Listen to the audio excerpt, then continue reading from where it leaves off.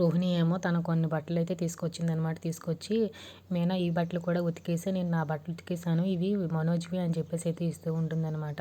అక్కడ ఉన్న మీనా ఏమో రోహిణి ఏంటి రోహిణి అని చెప్పేసి అయితే అంటూ ఉంటుంటే, ఈ మనోజ్ బట్టలు కొంచెం ఉతికి పెట్టవా అని చెప్పేసి అడుగుతూ ఉంటుంటే, ఈవిడ కొడుకే కదా అని చెప్పేసి అయితే మీనా ఈవిడ ఈవిడ ఉతుకుతుందిలే అని చెప్పేసి అయితే అక్కడి నుంచి అయితే మీరే దగ్గరికి అయితే వెళ్ళిపోతూ ఉంటుందన్నమాట.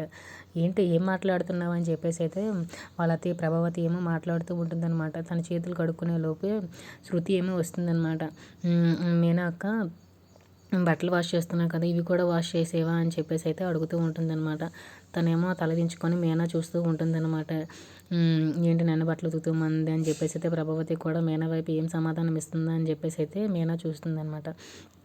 ఏంటి ఇవన్నీ బట్టలు నువ్వు ఒక్కదాన్ని ఉతుకుతావా అని చెప్పేసి అయితే శృతి ఏమో అడుగుతూ ఉంటుందన్నమాట. చూస్తున్నావు కదా అని చెప్పేసి అంటూ ఉంటే, అత్తయ్య మీరు ఏం చేస్తున్నారా అని చెప్పేసి అయితే శృతి ఏమో అడుగుతూ ఉంటుందన్నమాట.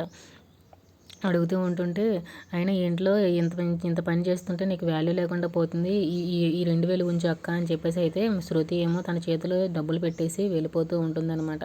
అక్కడ ఉన్న మీనాకేమో వాళ్ళ అత్తయ్య ఏమో ఇప్పుడు బాగా మర్యాద వచ్చిందా, తన తిక్క కుదిరిందా అని చెప్పేసి అయితే ప్రభావతి అంటూ ఉంటుంది. చాలా బాధపడుతూ ఉంటుందన్నమాట ఆ మాటలకి మీనా ఏమో. మేము ఏం డబ్బులు ఇవ్వము, ఎందుకు అని అంటే మేము కూడి పెడుతున్నాం కదా నీకు అని చెప్పేసి అయితే ప్రభావతి ఈ మాటలు అనేసరికి చాలా బాధపడుతూ ఉంటుందన్నమాట. Please like, share, subscribe.